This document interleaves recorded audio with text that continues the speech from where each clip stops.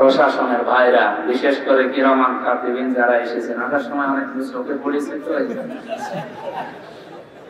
তো ঝামেলা আছে।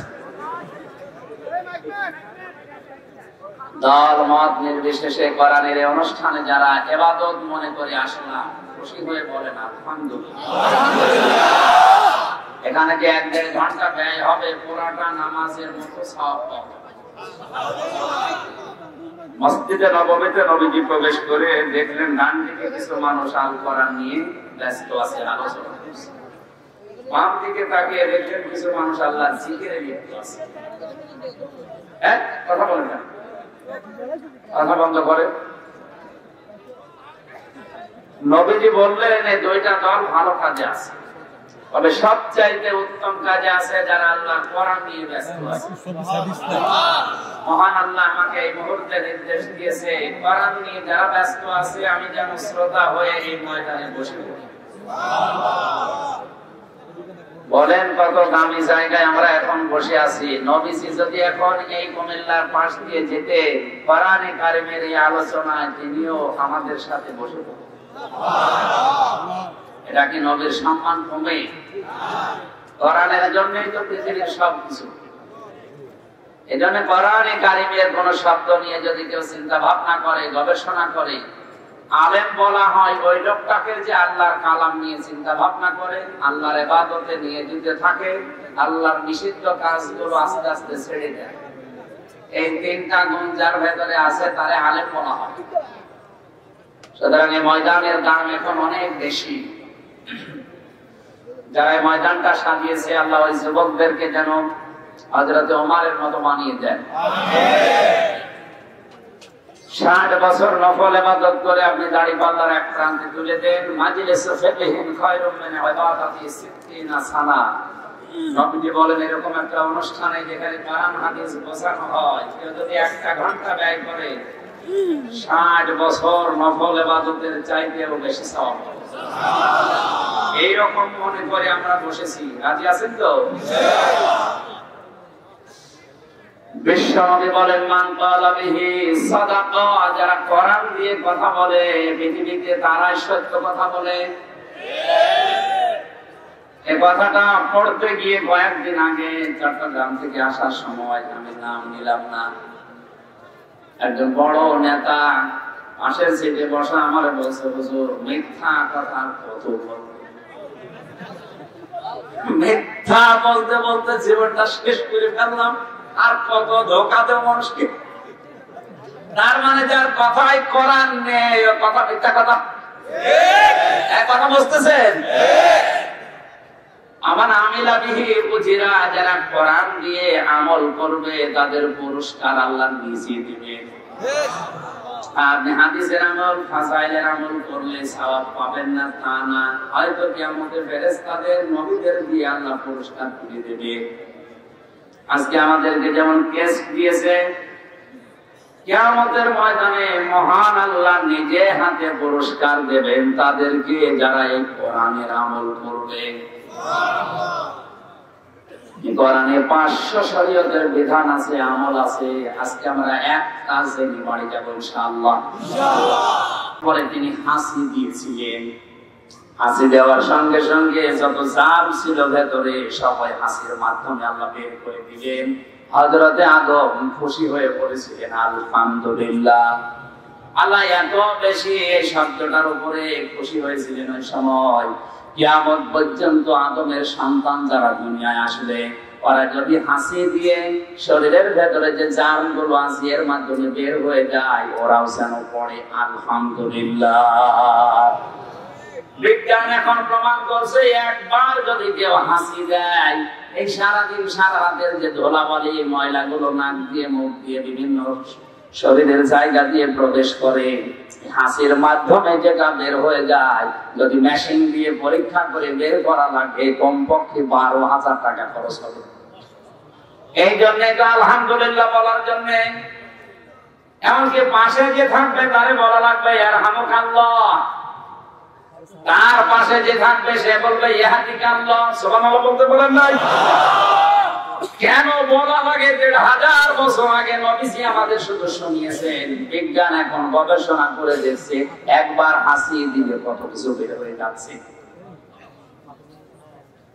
হযরতে আদম পড়ে আছে, রূহ দেওয়ার পরে যখন হাসি দিলেন, জান্নাতের ভেতরে সব কিছুই তার ছিল, কিন্তু মনে শান্তি ছিল না। আল্লাহ রাব্বুল আলামিন আদমের মনের কথা ভাবনা বোঝার পরে বাম পাথরের হাড় থেকে একটা নারীকে তৈরি করে তার পাশে বসিয়ে রাখলেন।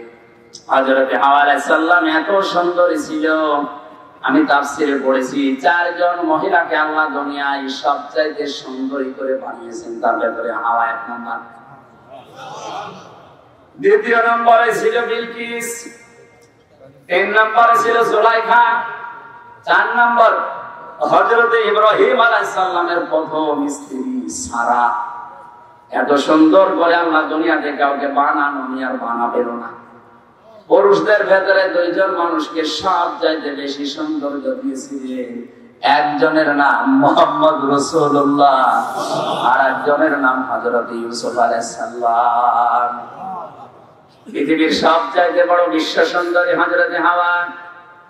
দেখার পরে হযরতে আদম ধরতে গেলেন, তাকালেন, আল্লাহ বলেন তাকানো যাবে না, ধরাও যাবে না। হযরতে আদম ওই সময় বলেছে রব্বুল আলামিন ধরাও যাবে তাকানো যাবে, কি করলাম সেই বুদ্ধি। আল্লাহ বলে ধরাও যাবে তাকানো যাবে, বিয়ে করা লাগবে।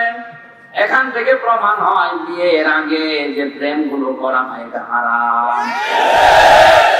এই এলাকায় মনে হয় চলছে প্রেম, তো চলছে, পরকীয়াও চলছে।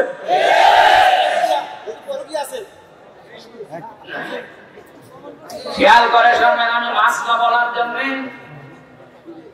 হযরতে আদম আলাইহিস সালাম বলেন আল্লাহ আমি বিয়ে করতে রাজি আছি, অসুবিধা নেই। আল্লাহ পাক বলেন বিয়ে করতে রাজি হলে হবে না, দেনমোহর দেওয়া লাগবে। টাকা কোথায়? কিছু যখন নেই, আমার শেষ নবী মুহাম্মদ রাসূলুল্লাহর নামে ১০ বার দরুদ পড়ো, ওইটাই আমি দেনমোহর হিসেবে ধরে নেব। আর পরকালে দেনমোহর দেওয়া লিখেছে। এখন যদি কেউ চালাকি করে বলে ১০ বার না ৫০ বার করে দিচ্ছি।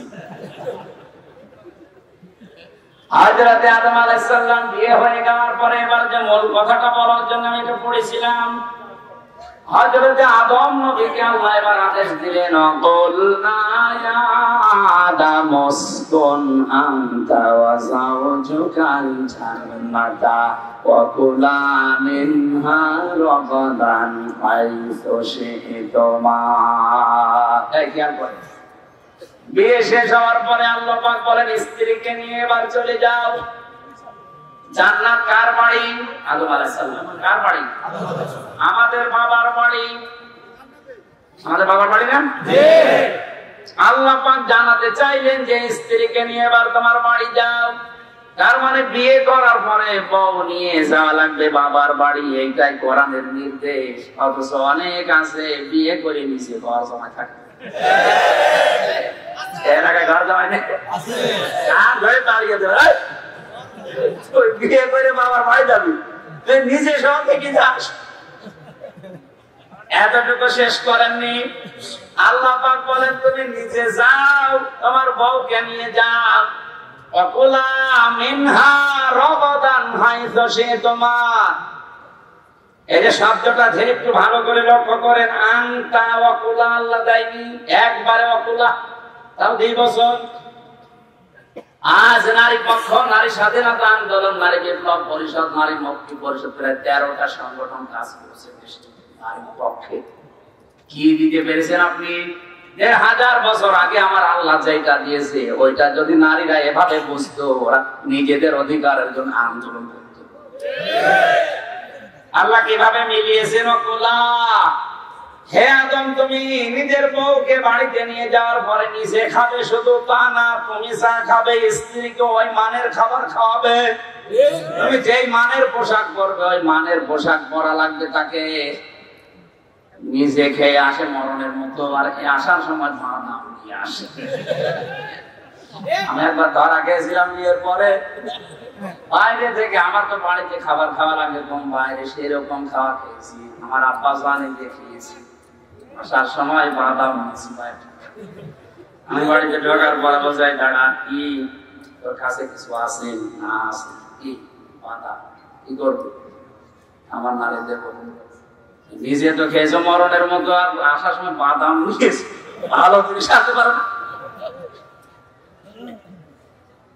ওই দিন থেকে বুঝেছিলাম যে না নিজে যে খাবার খাওয়া লাগবে ওই মানের খাবার স্ত্রীর জন্য ব্যবস্থা করা লাগবে ওদের অধিকার আল্লাহ কিভাবে দিয়েছে আল্লাহ কিন্তু আংটা দিতে পারবেন যে তুমি আগে মরণে খাওয়া খাও এরপরে যা বাঁচে বলে কেউ না যতটুকু পারবেন যতটুকু পড়বেন খাবেন ওই পরিমাণে ওই মানে দেওয়া লাগবে সঠিক এতটুকু আল্লাহ শেষ করেননি রমাদান হাইতো সে তোমা যেখানে ইচ্ছা যাবে যা ইচ্ছা খাবে কিন্তু সাবধান একটা গান ওয়ালা তাকরাবা হাদিহি শাজারা এই গাছের নিকটে যাবে না আমরা মনে করি এটা শুধু গন্ধম গাছ না শুধু যদি গন্ধম গাছের কথা আল্লাহর উদ্দেশ্য থাকতো তাহলে আয়াত নাযিল করে আমাদের জানাবেন কেন ওয়ালা তাকরাবা হাদিহি শাজারা এই গাছের নিকটে যাবে না কারণ এই গাছটা ছিল বর্ডার আল্লাহর নিষিদ্ধ জায়গা এই পৃথিবীতে আল্লাহর এরকম 500টা বর্ডার আছে যশোরের বেনাপোল বর্ডার দর্শনার বর্ডার কলিপুরের বর্ডার এই পৃথিবীতে আল্লাহ 500 বর্ডার দিয়েছেন নিষিদ্ধ জায়গা দিয়েছেন আপনি এই সমস্ত জায়গায় বউ নিয়ে যেতে পারবেন না এটা বিভিন্ন মেলাতে অনুষ্ঠানে মানুষ যাচ্ছে হ্যাঁ যাবেন না কেন আনন্দের জন্য যাওয়া যাবে কিন্তু যেখানে গেলে নিজেরও পর্দা থাকে না স্ত্রীরও পর্দা থাকে না ওই রকম জায়গায় যাওয়া যাবে না যদি যান ফাতাকুনা মিনাজ জালিমিন দুইজনই জালিম হয়ে যাবে আরে বউ নিয়ে বেড়ানো জায়েজ আছে না নেই আছে এমন জায়গায় যাওয়া লাগবে যেখানে গেলে পর্দা ঠিক থাকে নিজের এবং স্ত্রীর সেখানে গেলে নিজেরও পর্দা থাকে না বড় পর্দা থাকে না এরকম জায়গায় যাওয়া যাবে না এই নিষিদ্ধ কাজ কার অথচ হাজারো মানুষ আজ এই কাজে ব্যস্ত নিজের বউ যদি সুন্দর হয় মেয়ে সুন্দর হয় ও দিশায় বায়না করবে কি আরো পরে মনের মতো করে সাজিয়ে নিয়ে যায় মহিলার আমি কাছ থেকে দেখেছি তো ছেলে এই জন্য বলছি না চেহারা একবার খারাপ সত্যি বলছি ভালো আমি 4 নম্বরে ও 3 নম্বরে ওই জেলে যাওয়ার সময় তো দেখা হয়তো কোর্টে যাওয়ার সময় দেখেছি চেহারা ভালো এখনো স্টাইলে থাকে এখন মনে হয় কি হবে খারাপ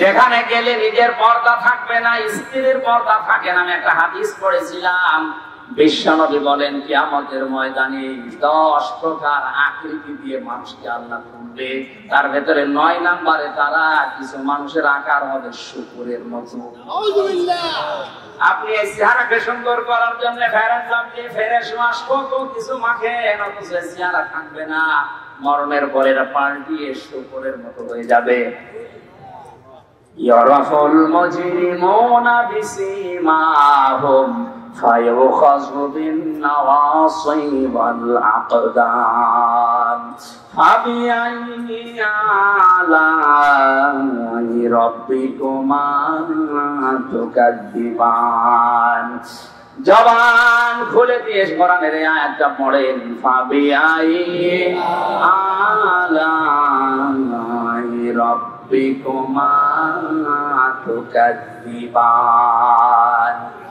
আয়াতের তাফসীরে মুফাসসির লিখেছেন কিয়ামতে আল্লাহ মানুষের আকার করবে 10 প্রকার তার ভেতরে 9 নাম্বার প্রকার হবে শুকরের শুকরের কাজ কি নিজের স্ত্রীকে নিজের মেয়েকে বেটার বউকে নিয়ে দেখবেন এক জায়গায় যায় নিজে বসে বসে গল্প করে আর ওগুলো সব ছেড়ে যায় আজ হাজারো মানুষের চরিত্র ঠিক শুকরের মতো নিজের বউ বেটার বউ মেয়েকে নিয়ে যাচ্ছে অনুষ্ঠানে বাজারে নিজে এক জায়গায় বসে থাকে আর ওগুলো সব আল্লাহ রাস্তায় ছেড়ে দেয় না এটা ঠিক বলা ঠিক না এটা আল্লাহ রাস্তা আপনি কেন ঠিক বলছেন আবার যদি একটু সুন্দরী হয় ও দিশা পায় না মানুষকে দেখিয়ে নিজেও মজা পায় ওদেরকেও মজা পাওয়ায় কুষ্টিয়ার ওই যে গোল চত্বরে একবার মোটরসাইকেল নিয়ে দাঁড়িয়ে আছি হঠাৎ দেখি একজন পাশে পেছনে তাকানোর পরে আর তাকাতে পারলাম না ভাই কি ভাবি ভাবিয়া কি পড়িয়েছে নাকি শাড়ি না মশারি? আমার কানের কাছে মুখ নিয়ে বলছে হামজা করবো কি?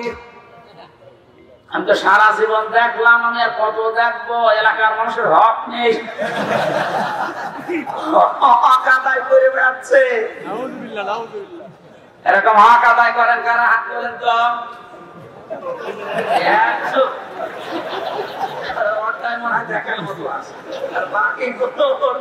অবস্থা ভালো না। না, আমি শুধু হাসির জন্য বলি না, আপনার চেহারা থাকবে না, শুকর হয়ে উঠবেন। এদেশের অধিকাংশ ধনী মানুষের মোবাইল, হাত ঘড়ি, শার্ট সবকিছু দামি দামি হয়, শুধুমাত্র কম দামি হয় তাদের বউ আর তাদের মেয়ে। এমন পোশাক পরায় একেবারে সবকিছু বোঝা যায় যে অনেক কি আছে। না, আপনার এটাও দামি জিনিস। আর দুনিয়া কুল্লুহা মাতাউন, খায়রু মাতাউদ দুনিয়া ইমরাতুস সালিহা।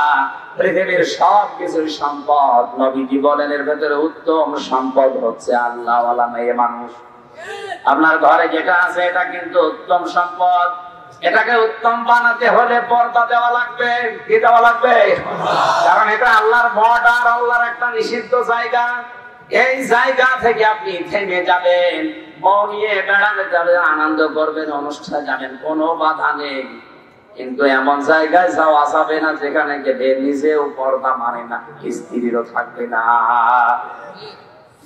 হযরত আদম আলাইহিস সালামকে আল্লাহ বানিয়ে ফেরেশতাদেরকে বলেছিলেন, হে আমার ফেরেশতারা, আমারে আদমকে সিজদা করো। সবাই সিজদা দিয়েছে। আমার ঘটনা বলা উদ্দেশ্য না, আমি এখান থেকে শিক্ষা বের করতে চাই। সবাই সিজদা দিয়েছিল, সিজদা শুধু দেয়নি একজন। আবা ওয়াস্তাকবারা ওয়া কানা মিনাল কাফিরিন। অত সিজদা দেয়নি, অহংকার করেছে, ইস্তেকবার করেছে, অস্বীকার করেছে। এইজন্য আল্লাহ তাকে কাফের বানিয়ে দিয়েছে। এই আয়াত থেকে প্রমাণ হয় এই দুনিয়াতে যারা আল্লাহর বান্দা দাবি করার পরে সিজদা দেয় না আল্লাহকে, তারা কাফের। দাবি করে যে আমি মুসলমান, আপনি সিজদা দেন না কেন? আজকের এই ময়দানে মুসলমান ছাড়া অন্য জাতি হয়তো সেরকম নেই। সিদ্ধান্ত নিয়ে বাড়ি যাবেন, আমি নামাজের ওয়াজ করি না, কারণ মুসলমান যদি নামাজ না পড়ে তো মুসলমান থাকে কি করে? বলেন বলেন। যতদিন বেঁচে আছি আজরাইল না আসে আমার কাছে, অন্তত আর চাই করি আমি ফরজ নামাজ ছাড়বো না। আর রাজি আছে? রাষ্ট্রীয় ভাবে যদি এটা কায়েম থাকতো, আল্লাহর কসম আমি আয়াতটা পড়তাম না। যেহেতু রাষ্ট্রীয় ভাবে নেই, আমার হিসাব আমারই দেওয়া লাগবে। এই জন্য ফরজ নামাজের সিজদা যেন জীবনে বাদ না যায়। কারণ কেউ যদি ফরজ নামাজ না পড়ে, আল্লাহ নিজেদের দায়িত্ব ছেড়ে দেয়। আমার ভাইরা, হযরত মুসা আলাইহিস সালামের জামানার একটা ঘটনা আমি তাফসীরে পেয়েছি। এই খেয়াল করে, কষ্ট হচ্ছে? আল্লাহর নবী মুসা ডাক দিয়ে বলে, রব্বুল আলামিন, আমার একটা জান্নাতি মানুষ তুমি দেখাও, খোঁজ দাও। আল্লাহ পাক বলেন, মুসা, তোমার সাথে জান্নাতে থাকবে একজন কামার। কামার এই যে লোহা সোজা করে বিভিন্ন যন্ত্রপাতি বানায় এই লোকটা। উনি আবেগপূর্ণ মানুষ ছিলেন, কোনো কিছু শুনতে এখানে প্রশ্ন করতেন।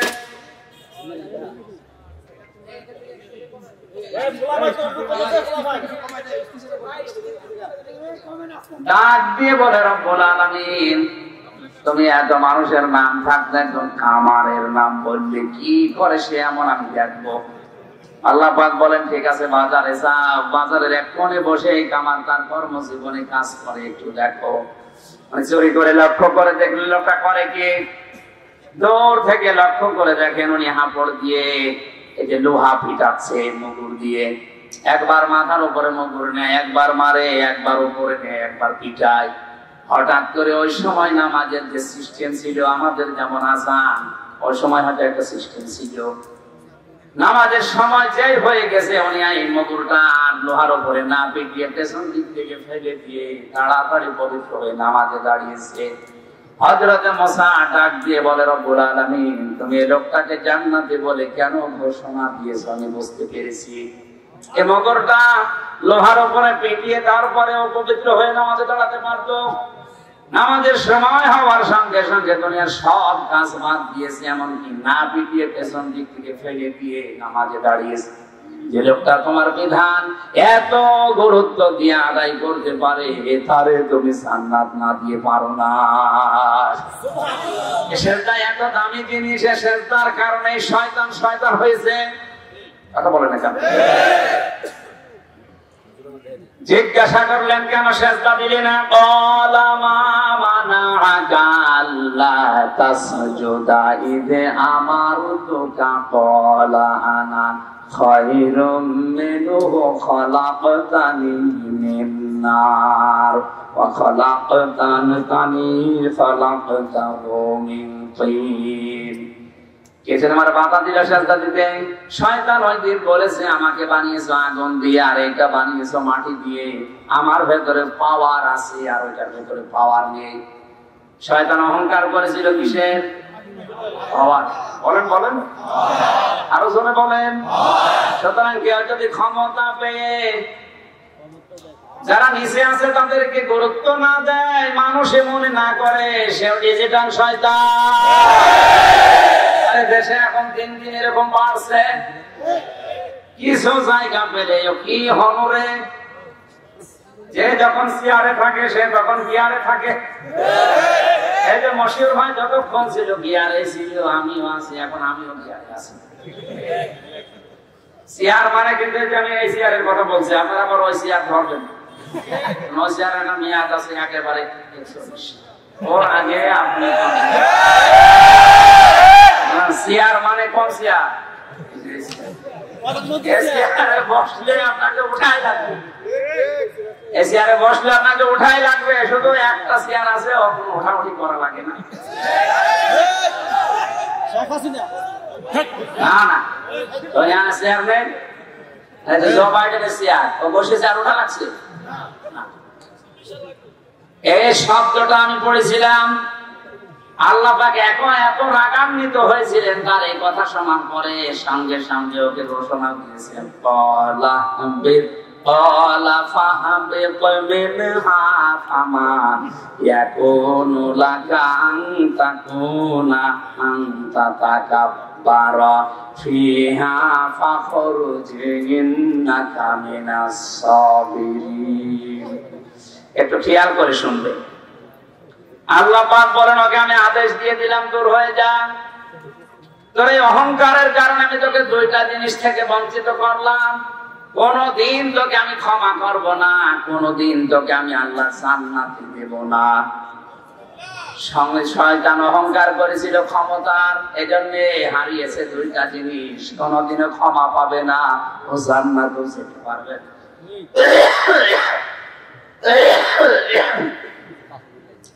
সুতরাং আপনাকে আমি সাবধান করছি, সতর্ক করছি কোরআন দিয়ে। ক্ষমতা পেয়ে কেউ যদি অহংকার করে, তাকে আল্লাহ মাফ করবে না, জান্নাতেও দেবে না। মাফ করবে না, জান্নাতে দেবে না। এর প্রমাণ এই যে আনতা তাকাব্বারা, এটা মোসারে, বর্তমান ভবিষ্যৎ, প্রেজেন্ট ফিউচার। যারা অহংকার করবে পাওয়ারের ক্ষমতা, আর ওদেরকে আল্লাহ মাফ করছে না, করবে না, জান্নাতে দিচ্ছে না, দেবে না। যদিও অনেকে এখন ফতোয়া দিয়েছে আপনি জান্নাতি না, আপনি পারেন না এই কথা বলতে। কারণ তাতাকাব্বারা, কোন মানুষ যদি সত্যি অহংকারী হয়ে যায়, তার জন্য আল্লাহর ক্ষমা, আল্লাহর জান্নাত হারাম। যদি তাকে জান্নাতে দেওয়া লাগে, তাহলে শয়তানকে দেওয়া লাগবে। কথা বলে না, শয়তান অহংকার করেছিল কিসের? সঙ্গে সঙ্গে শয়তান ওই সময় আল্লাহর কাছে তিনটা জিনিস চেয়েছে।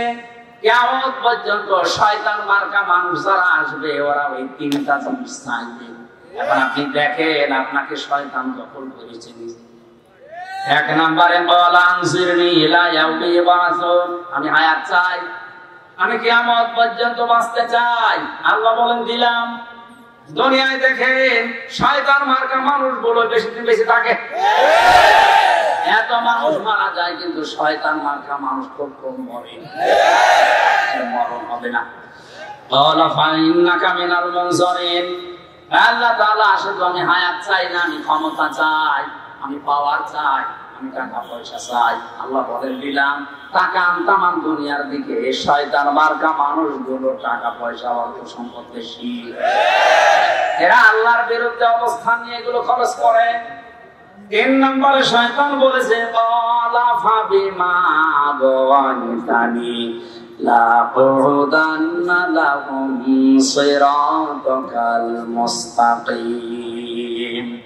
হে আল্লাহ, আমি তোমার বান্দাদের ধোঁকা দিয়ে বোকা বানানোর জন্য কোনো খারাপ রাস্তায় যাব না, ভালো ভালো রাস্তার মোড়ে মোড়ে আমি অবস্থান করব।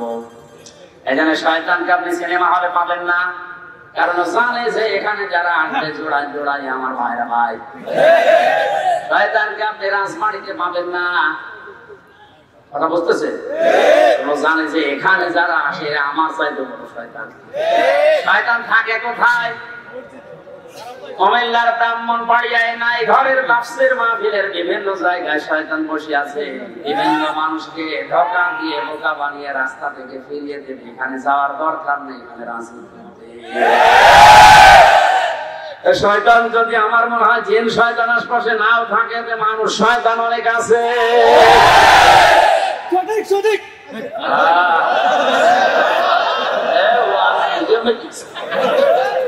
আপনারা অত বোঝার দরকার নেই ভাই, আমি শেষ করে দিচ্ছি।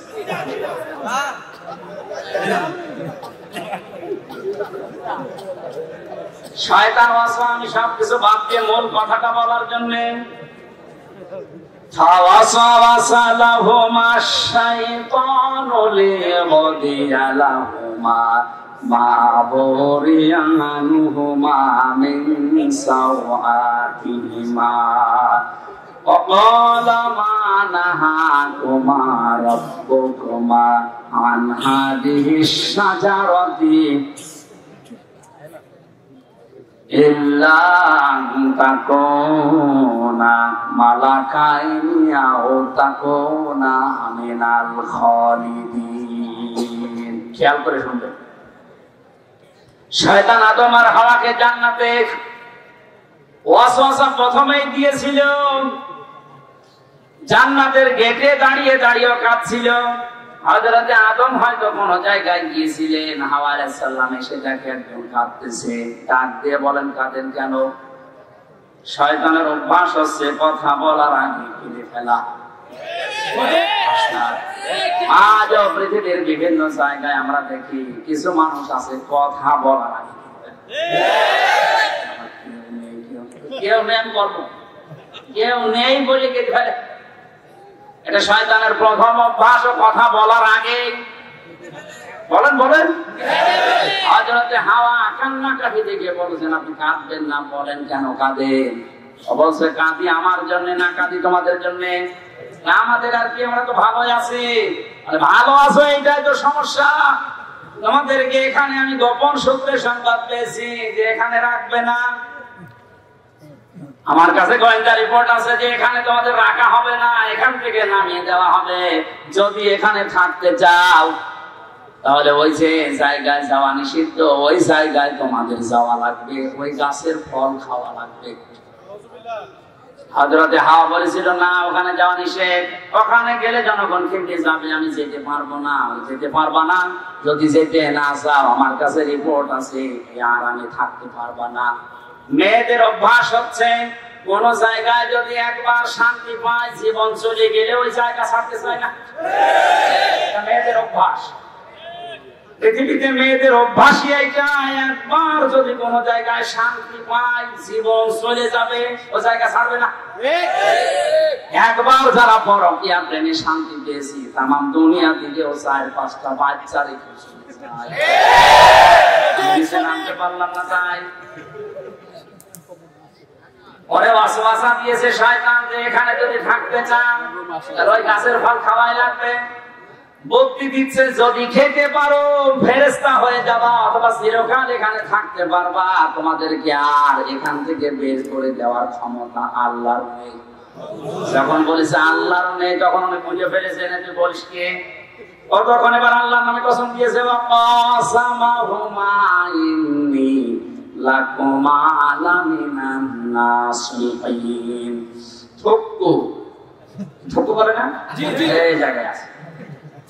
আমার কথা ভুল হয়ে গেছে, আমি কিন্তু আল্লাহর কসম করে বলছি আমি তোমাদের হিতাকাঙ্ক্ষী। শয়তান হিতাকাঙ্ক্ষী সেজে ক্ষতি করেছিল। আজ যত এনজিও বাংলাদেশে কাজ করছে সব হিতাকাঙ্ক্ষী সেজে আমাদের ঈমান ধ্বংস করছে। হযরতে হাওয়া বললেন ঠিক আছে আপনি কাঁদবেন না, আমার স্বামী আসুক।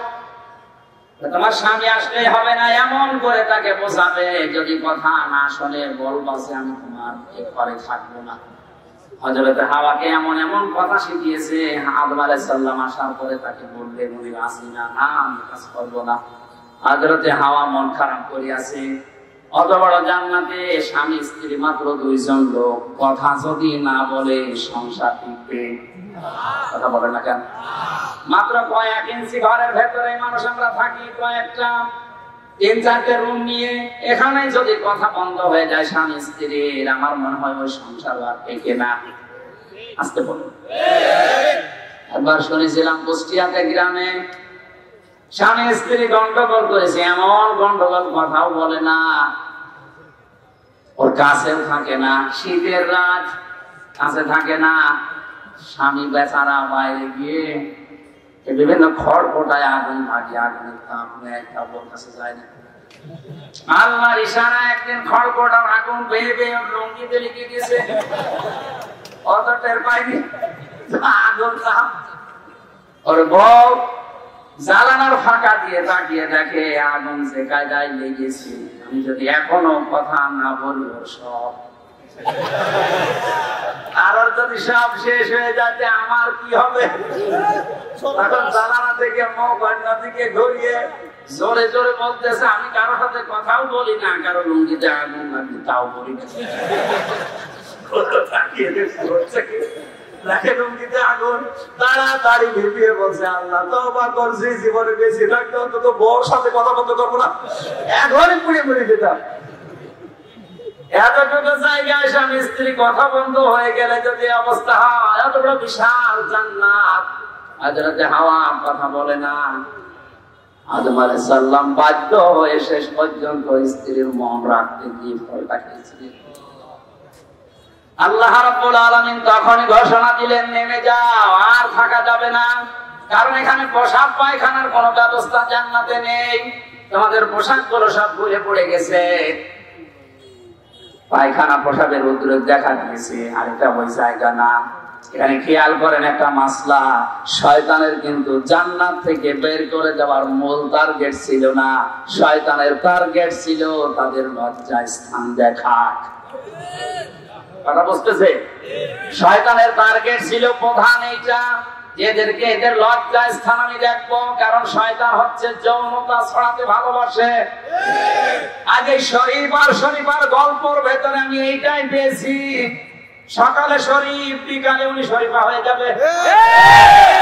যদি রাষ্ট্রীয় ভাবে কায়েম করতে পারে, তারপরের দিন সে যদি বলে আমি শরীফা, আমার এখন মহিলা হোস্টেলে চিনতেন, আপনাকে দেওয়া লাগবে।